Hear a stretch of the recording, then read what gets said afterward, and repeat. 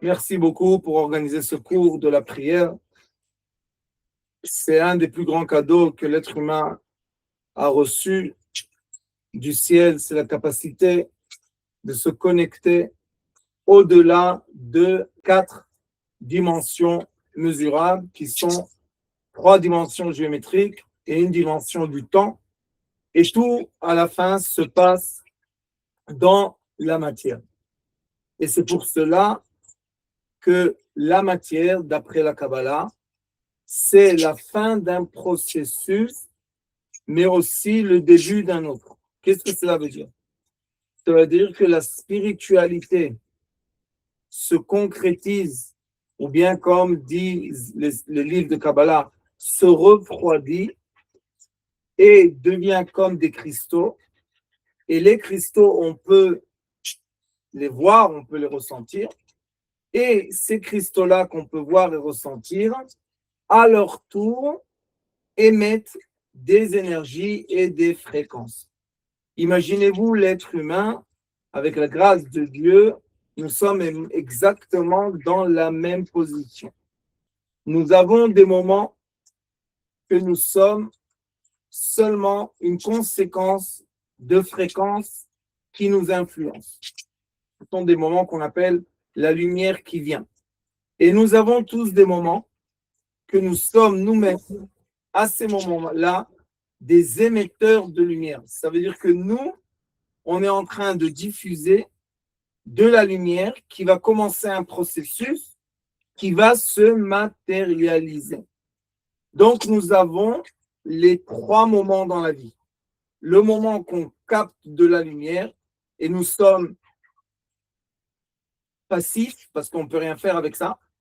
Et il y a un moment dans lequel c'est nous qui commençons à émettre, ça s'appelle le libre arbitre. Et il y a un 3e moment qui existe, ça s'appelle le point zéro. C'est un moment dans lequel on peut, comme on appelle ça en technologie, faire restart. Ça veut dire qu'il y a des moments que je ne suis ni un récepteur, ni un émetteur. Je ne suis rien du tout. Ça, c'est des moments très précieux. Pourquoi? Parce que dans les moments dans lesquels on n'est rien du tout, et c'est le meilleur des positionnements, quand une personne veut prier, comme nous explique ça le Ari Akadosh, beaucoup dans un livre qui s'appelle Shar Ma'amar Rashbi, il explique comment il commente le Zohar Akadosh, et là-bas il parle beaucoup de ça, que en effet, la façon qu'on peut influencer le mieux, c'est quand on est dans l'annulation. Ça a l'air d'être un peu contradictoire parce que comment tu me dis que j'influence si je ne fais rien? Mais il y a une raison, il y a une logique à ça. Quelle est la logique? La logique est que nous vivons dans ce corps, on utilise ce véhicule dans un monde qui est le dernier monde des 4 mondes qui sont un en capsule l'autre. Nous avons le monde extérieur, le plus extérieur, qui s'appelle Atzilut, c'est de la lumière presque pure. Nous avons à l'intérieur un monde qui s'appelle Bria, que là-bas, il y a très peu d'obscurité, mais elle est séparée de la lumière. Ça encapsule un monde qui s'appelle Yetzira, et dans ce monde-là, la lumière et l'obscurité sont en équilibre, mais séparées. Et nous avons le dernier monde, lequel on vit, que dans ce monde-là, nous avons ce qu'on appelle le monde de Asiya, le monde de l'action. Et dans le monde de l'action, il y a beaucoup plus d'obscurité que de lumière. Mais le problème est qu'on n'arrive pas presque à distinguer la lumière de l'obscurité. Tout est bien mélangé. Et notre rôle sur Terre, c'est d'arriver à méditer ou arriver à se concentrer pour être capable de distinguer de la lumière dans ce monde en majorité obscur. Je pense que les faits sont simples. Et après qu'on fait ça, on commence à se connecter une petite corde de lumière qui va nous emmener dans un monde supérieur qui s'appelle Yetzira, comme j'ai dit tout à l'heure, que là-bas on peut être connecté à moitié de lumière, qui va nous emmener dans un monde supérieur qui s'appelle Bria, que là-bas il y a la majorité de la lumière, et on va être connecté dans un monde encore plus élevé, que là-bas on dit qu'il y a presque plus du tout d'obscurité. Donc, notre vrai travail sur Terre, c'est faire le tri. Et comment une personne fait le tri? Je vais vous donner un exemple. Maintenant, j'ai acheté un puzzle. J'ai acheté un puzzle. Disons qu'il y a 10 000 pièces. Vous savez, les gens qui savent qu'ils ont l'habitude de faire les puzzles, ils ne cherchent pas au début comment connecter les petits morceaux. La première des choses qu'ils font, c'est qu'ils séparent des groupes par la couleur, par le dessin, mais ils font des groupes. Dans les 10 000 parties, ils font des groupes. Et dans le groupe, ils résolvent le problème qu'il y avait dans le groupe et des fois, ils font des petits groupes dans les grands groupes. Ça, c'est la meilleure des façons de créer et d'être capable tout le temps d'avancer dans le puzzle. Parce que imaginez-vous que s'il y a 10 000 morceaux et chaque fois, j'essaye d'attacher un morceau à l'autre, imaginez-vous combien d'options il y a que je finisse ce puzzle. C'est presque infini. Alors, qu'est-ce que je dois faire? Je dois me préparer. Quelle est la préparation? Le tri. Nous avons le même phénomène quand nous voulons s'attacher à quelque chose de spirituel. Quand on veut se connecter à la spiritualité, comme dans ce monde dans lequel on vit, la spiritualité est mélangée dans la matière. Nous sommes dans le monde de l'action, dans le monde Asiya. Et comme je vous ai dit, on est en majorité d'obscurité et en très peu de lumière et tout est bien mélangé. Donc, qu'est-ce que je dois faire? Je dois me préparer. La Mishnah dit, qui est la Torah orale, avant le Talmud, la Mishnah dit, chez Tzadikim Rishonim Ayu Shoim Sha'a Achat Lifnei Atfila. Qu'est-ce que cela veut dire? Que les gens pieux, les anciens, avant de commencer la prière, le travail, ils étaient 1 heure entière dans la préparation pour commencer et démarrer la prière. Qu'est-ce que c'est cette préparation? Qu'est-ce qu'on doit faire? En effet, l'être humain a 2 sortes de moments. Avant de commencer le cours, j'ai eu comme ça une image. Je veux vous partager cette image. Vous savez qu'il y a des gens qui surfent sur les vagues. Et les gens qui surfent sur les vagues, ce qu'ils doivent faire, c'est avant qu'ils prennent la vague, et ils sont très contents, ils profitent de la force de la mer. Avant ça, ils doivent nager avec le surf, ils doivent nager, rentrer. Ils s'assoient sur le surf et ils attendent la bonne vague. Ça veut dire que avant que je profite, je dois m'investir. C'est notre monde. La même chose, avant qu'une personne, vous le voyez, riche, avec une nouvelle voiture, et quelqu'un qui gagne bien sa vie, avant ça, regardez un peu qu'est-ce qu'il a fait dans la vie, vous allez voir qu'il s'est préparé. La prière, dans ce monde, nous oblige une préparation. Et là, nous sommes dans le 35e cheminement ou dans le 35e commentaire du Baal Shem Tov HaKadosh. Vous savez, la dernière fois qu'on a fini, il y a quelques années, on est arrivé à 34. Maintenant, on est dans le 35e. Et dans le 35e conseil du Baal Shem Tov, il est écrit comme ça. Shamati Memorizal, on a entendu du Baal Shem Tov HaKadosh qui disait Ki yesh shetzarich litchazek tchila kodem atfila. Chez les Chassidim, surtout chez le Baal Shem Tov, il disait que l'être humain, pour bien agir, il doit se préparer. Il y a des gens qui disent, je me lève, je rince les mains, hop, je commence la prière. Il dit non, même dans la halakha, c'est écrit qu'avant qu'on fasse la prière, il faut rincer les mains, et il faut aller, excusez-moi, mais aux toilettes pour nettoyer son corps, et il faut ne pas avoir faim, et il faut être assis dans sa tête, il faut être bien calme, serein. Et après que je me suis bien préparé, alors je peux commencer le travail de la connexion. Et pourquoi nous avons besoin de cette préparation? Parce que malheureusement, la majorité des gens n'arrivent pas à comprendre quelle est cette puissance hors de nature que Dieu a donnée à l'être. Vous savez qu'en araméen, on dit Abra Kedabra. Et vous connaissez ça des magiciens, mais sachez que ça vient de l'araméen. Qu'est-ce que ça veut dire en traduction? Abra, créer, et Dabra, d'après ma parole. Cela veut dire que la parole est créatrice.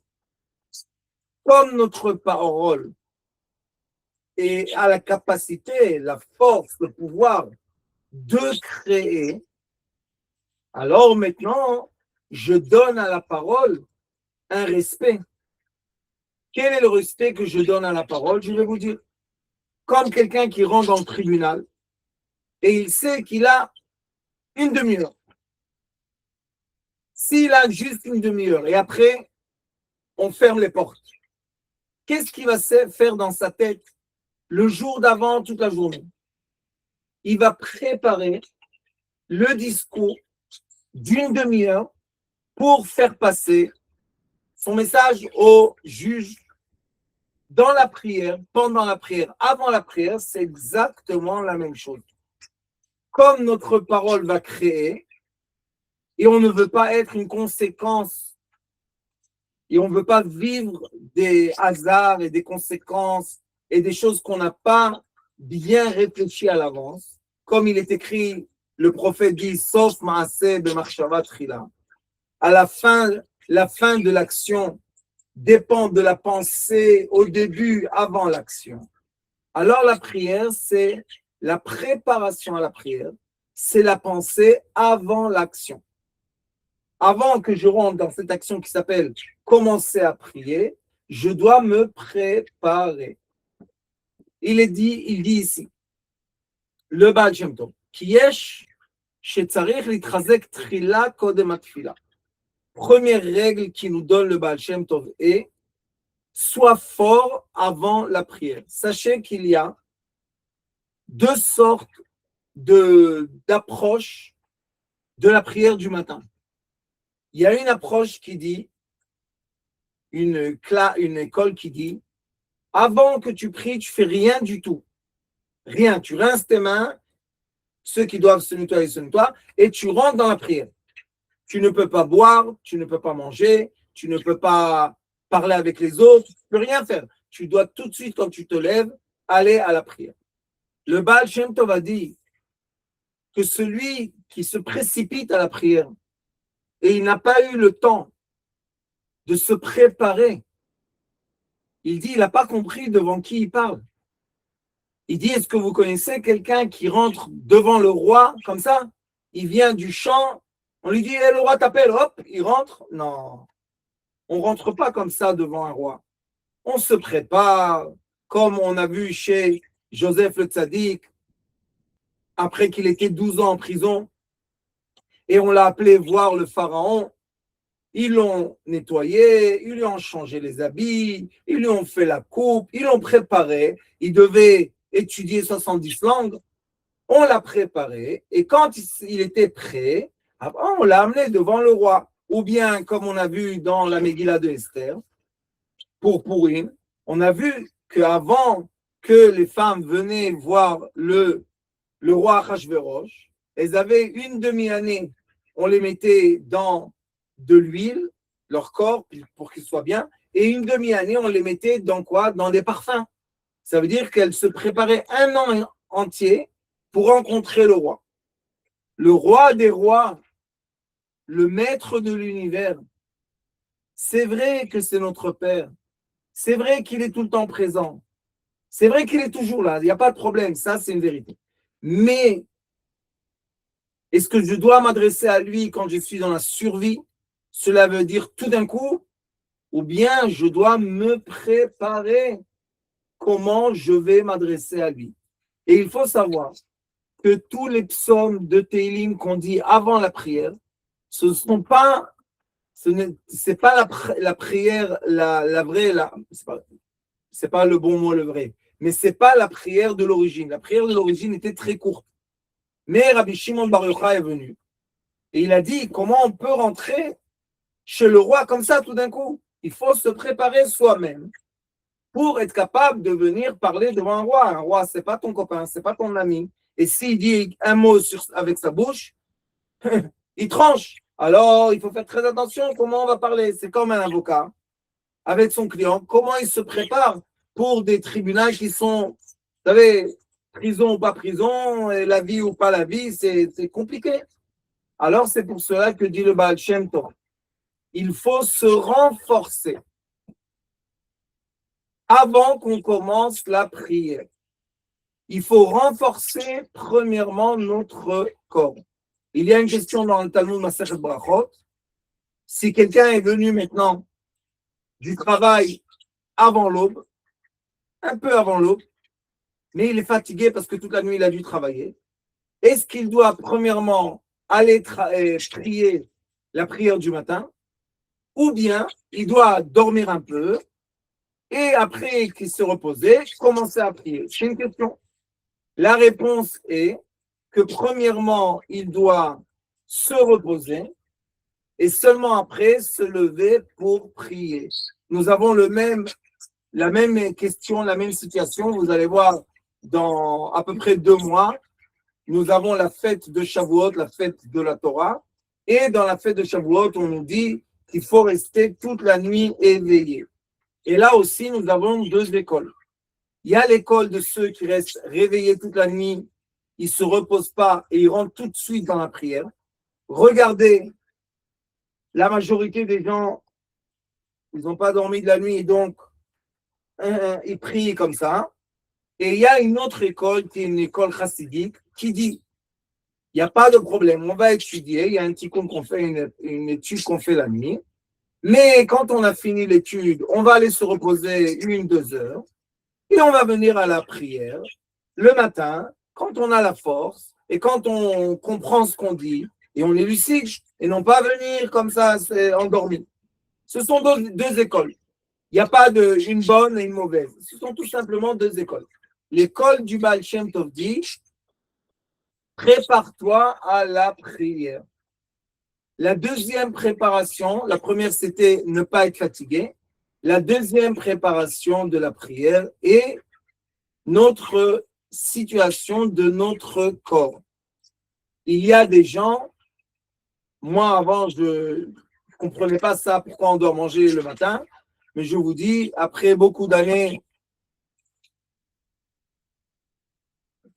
des petits amis, le matin, c'est plus difficile de se lever, c'est plus difficile de démarrer et on a besoin des fois de boire de l'eau, des fois on a besoin de boire un café et même des fois on a besoin de manger un fruit parce que si on se lève le matin et on a le diabète, je sais pas moi, à 50 ou 60, vous comprenez qu'on ne peut pas bouger tellement, on est très faible.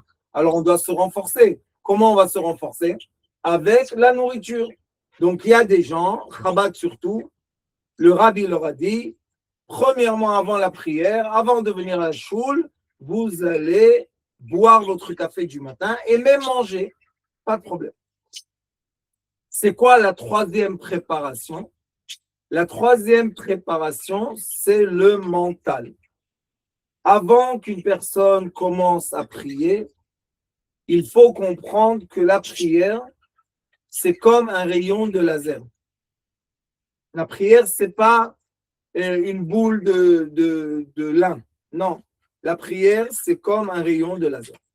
Mais pour que le rayon de laser puisse percer tout droit, il doit être complètement droit. S'il est perturbé à cause de beaucoup de pensées, de sentiments, d'inquiétudes, d'angoisse, et vous savez, chacun de nous, il a son petit paquet.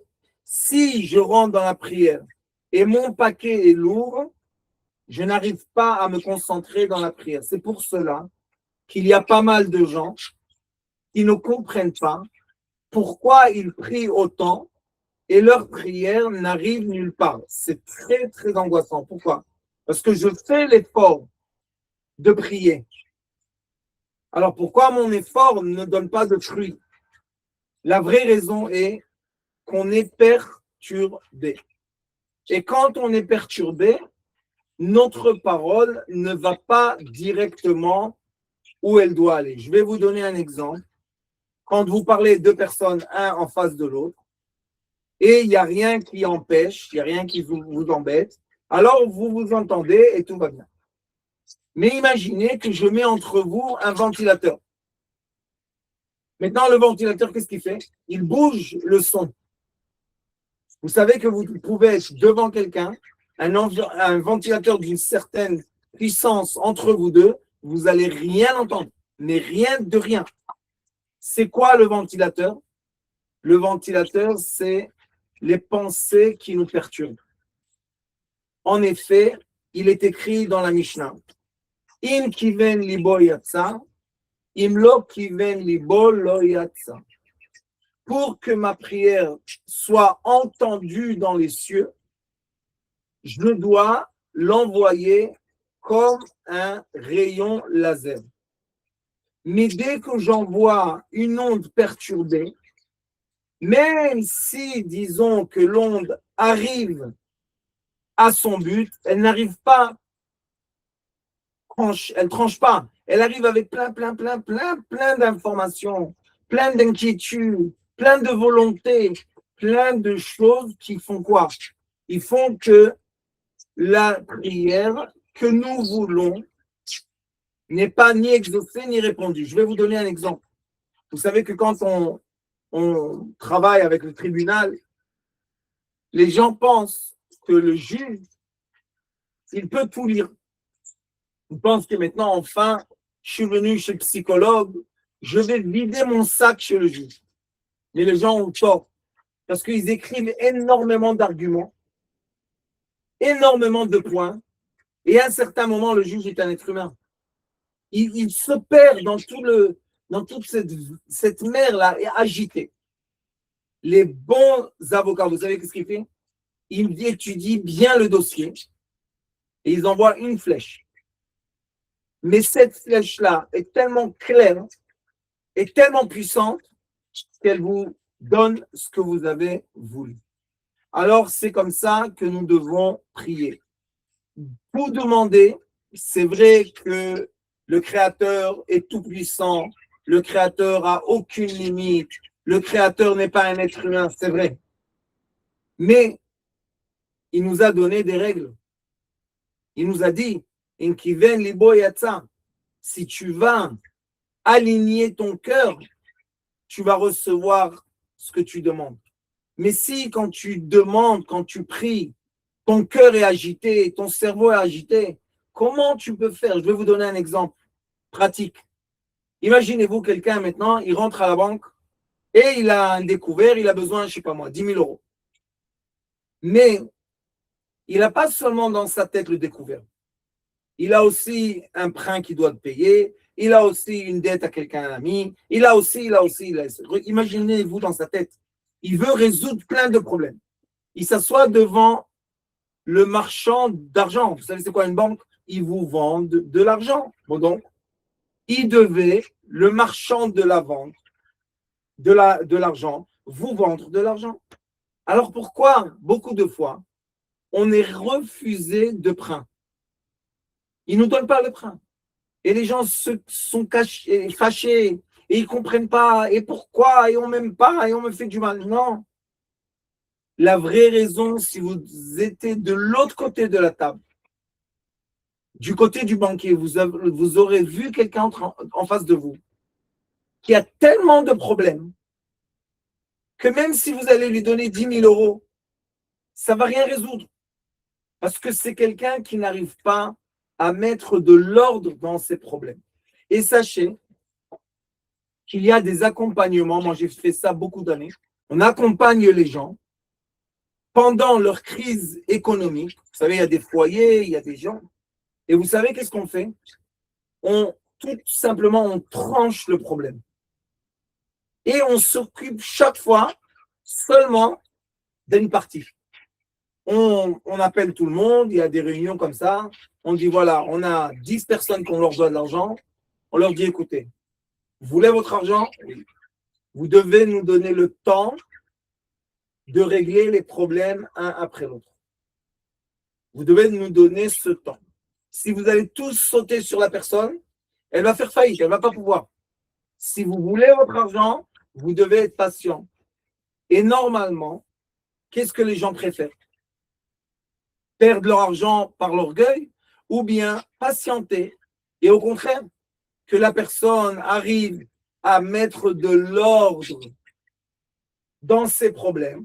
Et tout doucement, on finit une personne, on va chez la deuxième, on finit la deuxième, on va chez la troisième. Croyez-moi, j'ai accompagné beaucoup de gens dans ces problèmes-là. Là, vous comprenez même pas que dès que vous mettez de l'ordre et vous êtes franc avec les gens que vous leur devez de l'argent, tout s'arrange. Des fois, les gens prennent avec eux 10 ans des dettes. En un an, on nettoie toutes les dettes. Comment on fait quand on est des magiciens? On n'est pas des magiciens. Ça s'appelle mettre de l'ordre. Ça s'appelle être franc avec les gens qu'on leur doit de l'argent et leur dire, écoute, je ne dis pas que je ne te dois pas d'argent, je te dois de l'argent. Mais je pourrais commencer à te le donner. Voilà le programme. Je dois celui-là, je dois ça, je dois ça. Toi, je pourrais commencer à te donner l'argent dans un an. Imaginez-vous celui qui a donné l'emprunt. Qu'est-ce qu'il préfère?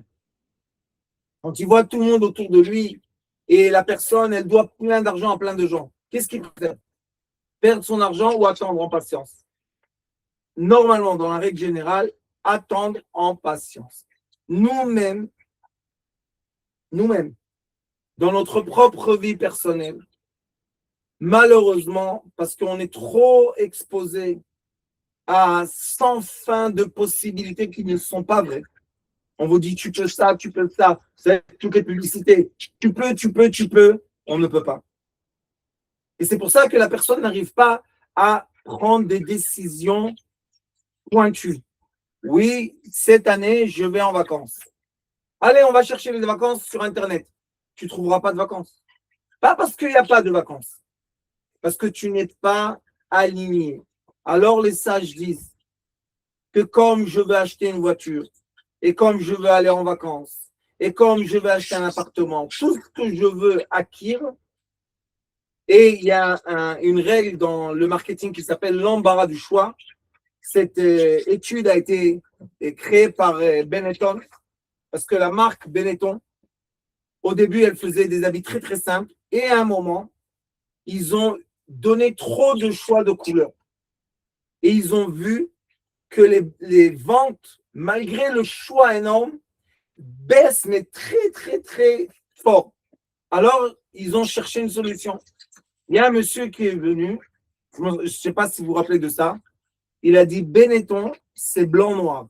C'est tout. 2 couleurs. J'ai dit, t'es fou, on donne toutes les couleurs. Il leur a dit, écoutez, il y a une règle dans la décision d'un être humain qui s'appelle l'embarras du choix. Quand quelqu'un a trop de choix, il ne sait pas choisir. Alors il a dit, ils vont rentrer dans le magasin, il n'y a pas trop de choix, il y a blanc et noir, c'est tout. Et vous savez qu'est-ce qui s'est passé? Benetton a commencé à monter des ventes, Baruch Hashem. Et après, ils ont trouvé l'équilibre. Ils savent que chaque saison, ils vont vous proposer 3, 4 couleurs, mais c'est tout. Ils ne vont pas comme avant vous proposer, vous vous rappelez, les murs de Benetton, c'était plein de couleurs. Maintenant, on va décider si ce vert-là, ou l'autre vert, ou le vert un peu plus foncé, c'est impossible, on devient fou. C'est pour ça que ça s'appelle l'embarras du choix. Nous aussi, quand on vient prier, et on a ce moment de méditation, ce moment qu'on peut demander, le plus grand problème, c'est qu'on est dans l'embarras du choix. On ne sait pas quoi demander. Alors, je vais vous dire quelle est la solution. Demandez la chose qui est la plus proche que vous avez maintenant. Disons, vous savez, il y a des gens qui prient pour les malades.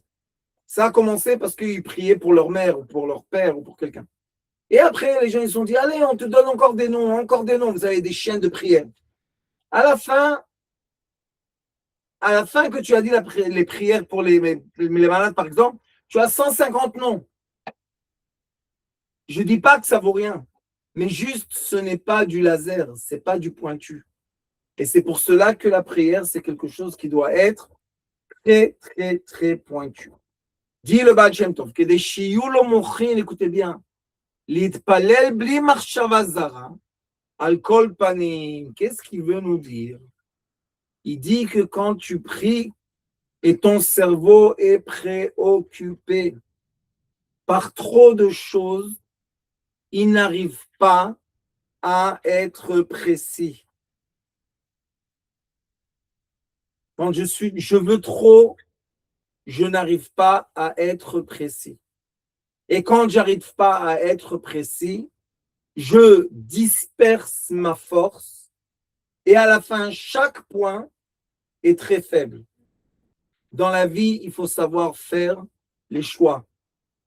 Il faut savoir décider qu'est-ce qui est maintenant important de demander. Oui, mais je peux demander ça et ça. Oui, tu peux. À la fin, tu peux rien du tout. Alors, c'est pour cela que si vous voulez que votre prière soit exaucée, vous devez être très pointu et rester sur une chose. Demain, vous pouvez une autre. Mais normalement, on doit demander une chose de façon concentrée. Et il dit une autre chose, bedvekut. C'est quoi dvekut? Être collé, se coller d'avec, se coller à la seule chose que je demande. Je vous donne un exemple simple. Si quelqu'un, je ne sais pas, il a été invité chez le roi et le roi lui dit, qu'est-ce que tu veux? Et lui, il commence à dire, je veux ça et ça et ça et ça et ça et ça et ça et ça. À la fin, même le roi, il a oublié ce qu'il veut. Mais si une personne vient et le roi lui dit, qu'est-ce que tu veux? Il dit une chose, la chance, une grande chance sera qu'il va recevoir la chose qu'il a demandé et non pas ne pas recevoir les choses qu'il demande tout le temps. Alors, il faut savoir, dans la vie, faire des compromis, peut-être on appelle ça comme ça, et décider qu'est-ce qui est la chose la plus urgente pour moi maintenant. Je vais à la banque et j'ai besoin de l'argent. Qu'est-ce que je demande? Je demande à résoudre tous mes problèmes ou bien je demande, par exemple, couvrir mon découvert ou bien payer mon loyer ou bien si je demande une chose, il y a beaucoup, beaucoup plus de chances que je vais recevoir une réponse positive. Si je demande énormément de choses, il y a beaucoup, beaucoup plus de chances que je vais recevoir une réponse négative. Et il est écrit, sachez, Kol ma sheyesh lemata, yesh lemala. Le comportement du monde inférieur est comme le comportement du monde supérieur. Cela veut dire que aussi quand je m'adresse par la prière au monde supérieur et je demande trop de choses, il est écrit, les sages disent, tafasta merube lo tafasta. Quand tu veux attraper trop, à la fin, tu attrapes rien du tout. Donc, une des plus belles méditations de la prière, c'est demander une chose. Et je vais vous dire encore un degré. Je ne dis pas que c'est pour tout le monde, mais je vais vous le dire quand même. Vous savez qu'il y a un degré dans la prière qui s'appelle Ikar Haratzon Shelo Irtze. Notre Rav Morichaim Zechon Tzaddik Levacha, il disait que quand tu vas prier chez Dieu, est-ce que Dieu ne sait pas ce que tu as besoin? Il sait mieux que toi. Mais il te donne le libre arbitre de demander. Vous savez comment on faisait, nous, comment on fait? On ne demande rien. Notre volonté est de rien vouloir. Alors, quel est le rapport avec la prière? Pourquoi tu pries? On prie, on s'adresse, on vient devant le Créateur. Mais on veut le mieux.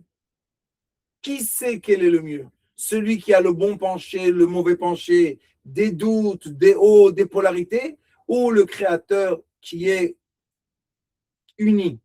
Qui sait mieux? Bien sûr que le Créateur. Alors c'est pour cela que tous les gens qui font des efforts à demander et ils ne voient pas toujours que leur prière s'exauce, qu'est-ce qu'ils font? Ils sont dans un yérouche, ils sont vraiment désespérés. Ils disent à quoi ça sert de prier? Mais peut-être des fois, et plus que des fois, on demande quelque chose qui n'est pas bien pour nous. Ça existe beaucoup même. Alors si vous voulez, je vous donne juste j'ouvre une porte. Mais pour entrer dans cette porte, il faut être complètement en paix. Ikar ratson shelo yirtse. Je veux rien vouloir. Je veux accepter ce qui vient. Mais tu as un problème. J'ai un problème, je ne dis pas que non. Mais qui a dit que la solution du problème, c'est vraiment la solution? Peut-être ce problème-là, il est en train de creuser quelque chose qui va me rentrer dans une autre chambre. Je ne sais pas. Et comme on ne sait pas, et on doit avouer qu'on ne sait pas vraiment quelles sont les solutions de nos problèmes dans la vie. Alors, qu'est-ce qu'on doit faire? On doit être neutre. Je vais vous raconter une vraie histoire d'une dame que, malheureusement, son mari a eu la maladie et ce n'était pas un mariage facile.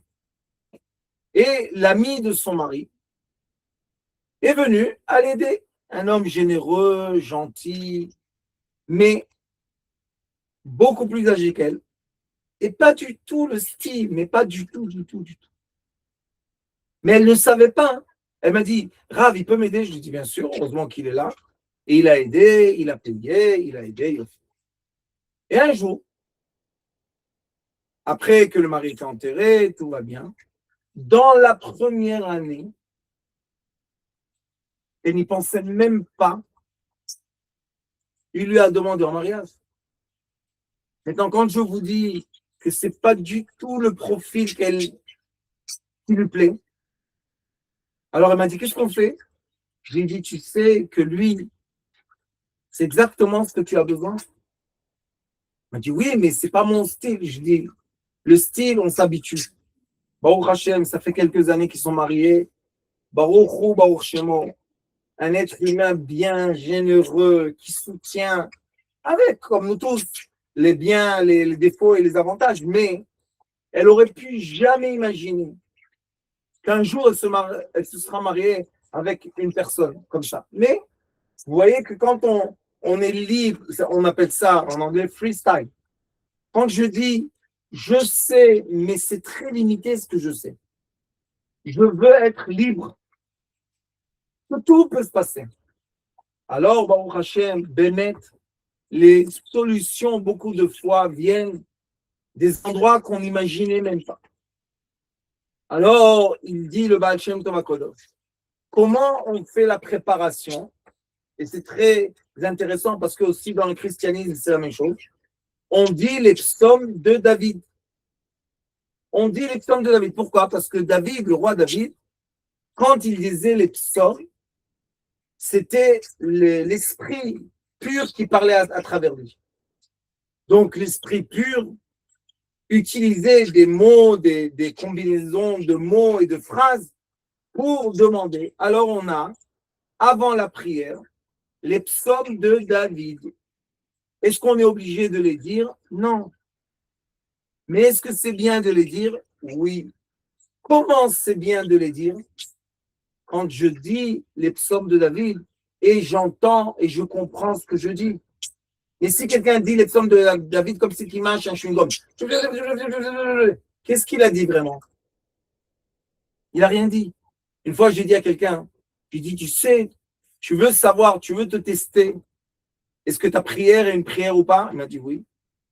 J'ai dit, imagine qu'à chaque instant, on t'arrête et on te pose la question, dans quel mot tu es? Quel mot tu viens de dire? Je suis sûr qu'il y en a entre nous qui rigolent. Parce que combien de gens prient, blablabla. Tu lui dis où tu es? Il dit, je ne sais pas, je suis en Amérique, maintenant je fais des affaires. Où tu es? je suis à la boulangerie. Où tu es, je suis, je sais pas moi, j'achète une maison. Non, maintenant, tu dois prier. Alors il dit, Omer Mizmor au Torah, avant de prier, il faut étudier.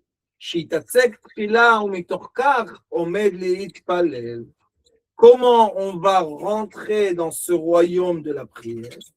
Avant cela, on va travailler notre esprit, qu'il soit aligné. On peut faire ça avec l'étude, on peut faire ça avec dire des psaumes de David, mais on doit s'aligner. Au d'ivrei Torah, quand j'étudie la Torah ou je dis les psaumes, je rentre dans la chose, je pense, je réfléchis, alors mon cerveau commence à être très aligné et très très juste comme un rayon de laser.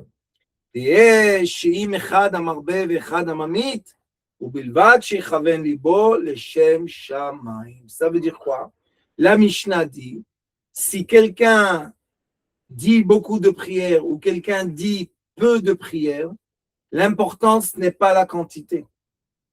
L'importance est que pendant que tu dis ce que tu dis, comment est ton cerveau? C'est pour ça que beaucoup de fois on dit aux gens, si tu es trop perturbé, le Rambam, il dit dans les halachot de la prière, il dit, si tu retournes de loin chez toi, tu es trop perturbé, tu ne dois pas prier. Tu dois premièrement te reposer. Et quand ta pensée revient, ta raison revient, ta concentration revient, là, tu pourras prier. Pourquoi? Parce qu'on donne beaucoup de signification et beaucoup d'importance et beaucoup de valeur à cette capacité qui est la connexion entre le divin et le matériel. Alors il dit, et qu'est-ce qu'on doit demander à Dieu?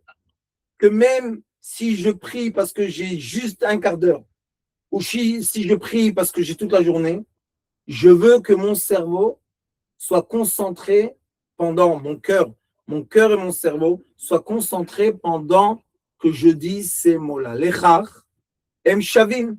C'est pour cela que même si quelqu'un peut prier des heures et quelqu'un ne peut pas prier des heures, mais il prie quelques minutes, vite, mais bien concentré, c'est la même chose. C'est la même chose. Et c'est pour ça qu'il y a une kushia, il y a un débat entre les sages, et il dit, et maintenant ce débat a été expliqué. Quelle est l'explication du débat? Est-ce que je dois prier des prières longues ou je peux me contenter de prier des prières courtes? La réponse est ni si c'est long, ni si c'est court. La réponse est comment je suis aligné pendant que je prie. Moi, par exemple, j'ai l'habitude que quand je prie, je me concentre. Vous savez que quand on prie, par exemple, et on prend l'avion, il y a des gens qui mettent les boîtiers, les tefilines et tout. Mais vous savez que quand on met les tefilines et on est dans un endroit public, on ne peut pas être concentré complètement. Parce qu'on est sûr qu'on est bizarre et c'est sûr qu'on dérange. Alors comment on peut être concentré? On ne peut pas. Alors, qu'est-ce qu'on doit faire? Ou bien on prie avant l'avion, ou bien tout simplement prendre l'horaire et savoir qu'on peut mettre les tefilines aussi jusqu'à le coucher du soleil. Et quand la personne sait comment s'aligner, alors sa prière, elle devient une prière bien. J'étais maintenant à l'hôpital il n'y a pas longtemps, pendant, je sais pas, 8 jours peut-être. Ma femme m'a dit, tu mets les tefilines? Je dis, comment je mets les tefilines à l'hôpital? Quand je suis dans une chambre avec des gens qui sont, on les lave, on les trucs. Comment on met les tefilines? Alors, qu'est-ce que je fais? Je me couvre. Je fais ma prière comme il faut. Bien calme, bien serein. Et les tefilines, quand je retourne chez moi, je mets les tefilines. Pourquoi? Parce que c'est pas juste une obligation de faire les choses. L'obligation, c'est comment je les fais les choses. Dans quel état d'esprit je suis quand je fais les choses. C'est ça l'obligation, d'après la chassidoute. Alors, avec l'aide de Hachem, j'espère que vous allez tous trouver le bon moment dans les 24 heures de la journée dans lequel vous pouvez être calme, serein, heureux surtout, amoureux si possible, et que les peu de choses que vous allez dire vont être comme un rayon laser et qui vont percer tous les mondes et ils vont arriver jusqu'au trône céleste. Et non pas, comme malheureusement il y a beaucoup de gens, qui se font des compétitions de quantité. Mais la compétition des quantités,